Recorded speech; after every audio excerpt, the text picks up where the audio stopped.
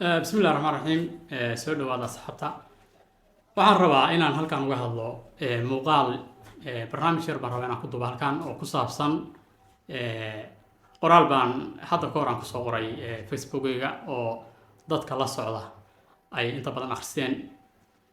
laakiin waxaan rabaa wax yar oo kooban inaan muuqaal ahaan u sameeyo nuxur ah waxaan rabaa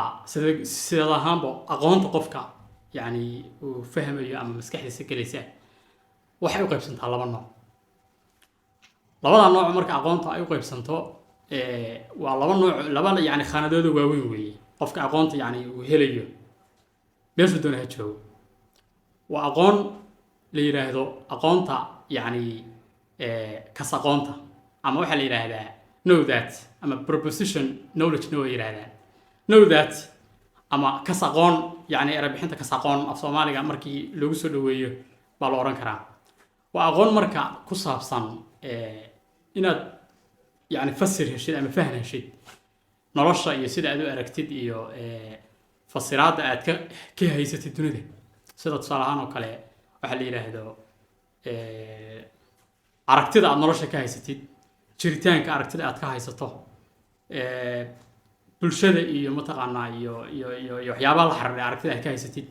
waxaas oo dhan baa waxa soo galaya kas aqoontaada marka la soo koobo adduun araggaaga sida dunida u aragto qofku marka ilaa inta uu ka garaadsanayo ilaa inta uu ka dhimanayo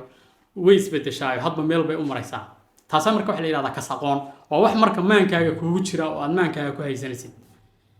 ma aha wax aad mataqaanaa shaqo marka toos aad ku qabanaysid ma waa wax maskaxdaada aad ku haysanaysid oo maanka kuugu jira taasoo marka waxa la yiraahdaa kas aqoon ama know that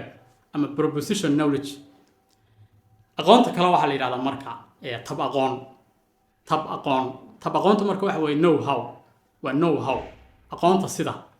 waxaad ogaanayso ama aad baranayso waa sida wax loo qabto sida wax loo fuliyo sida shaqo loo qabto shaqada marka ha ahaato mid aad adinka ku qabanayso adimadaada ama gacmahaaga ama si toos oo ficil practical aad qabanayso ama ha ahaato mid farsamo kale ah oo ama istiraatiijiyad ama maamul ama waxaas oo dhan baa soo hosgelaya marka tusaalahan oo kale sargaalka ciidamada hogaaminaya oo kale tacticada markuu dhigayo ciidamada oo kale waxa uu samaynayo ma kas aqoon ba mise waa tab aqoon waa know how way waxna waa farsamo waxa weeye maamulaha ama COO-ga kambaniyada waaweyn waxa weeye madaxda ka ah waxa uu qorayo ama istiraatiijiyada uu samaynayo ama qorshaha istiraatiijiga uu dejinayo waa kas waxa la yiraahdo waa tab aqoon aan iraahdo waa know how waa farsamo ma ahan wax la xiriira adduun aragiisa iyo sidoo uu fakarayo fahankiisa wax ku kordhinaya ma aha ama cidii markaas loo gudbinayo waxba ku kordhinayso waxa kordhinaysa kaliya in ficil lagu qabto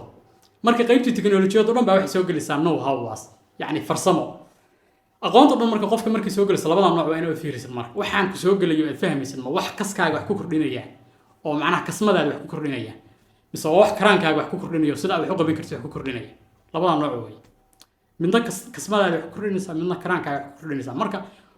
waxa la oran karaa marka waa ujeedada ogaalka bini'aadanka ama curiosity-ga waxa la yiraahdo qofka bini'aadanka markuu nool yahay waxa uu rabaa inuu ka koro kasmada iyo karaanka labadaas marka ama kasmadaada ama sida wax u fahansantahay ama adduun araggaaga koraya oo maanta oo dhan ama inta nooshahay oo dhan wax ku kordhiyaan dhanka kalena karaankaaga iyo wax soo saarkaaga iyo sida wax dunida ugu soo kordhin kartid iyo suuqa shaqada si aad uga qayb qaadan kartid iyo waxa aad qaban kartid oo aad fulin karto kordhaysa labada dhinac marka inaad u kortid isku balance gareysid waxay ka dhigaysaa qof qiimo leh marka kasmadaada iyo karaankaaga waxa ku kordhin kartaa labada nooc aqoontana aqoon kasta marka aad okiyaalaha ku eegtid way ku soo baxaysaa ma know how mise waa know that ma kas aqoon ba mise waa tab aqoon intaas rabay marka inaan muuqaalkan kusoo koobo oo aan inta yartaa waxa weeyaan muuqaal u bedelo sidoo kale waxaan rabaa inaad samaysaan faalada hoose inaad igu soo qortaan waxyaabaha is leedahay inaan u badiyo muuqaalada يعني muuqaalada qaybtaan danaynaysaan inaan u badiyo si mataqaanaa inta hadda energy-ga hayo muuqaaladan soo duubay si mataqaanaa aan awood u saaro taas oo waxyaabaha ay dadku danaynayaan marka aan muuqaal laga soo sameeyo mawaadiic badan ama barnaamijyo badan baa jira oo aan jecelahay anigu inaan ka hadlo laakiin idinku waxaad danaynaysaan waqtigeeda waa muhiimad ah oo muhiimadda siinaya si mataqaanaa aan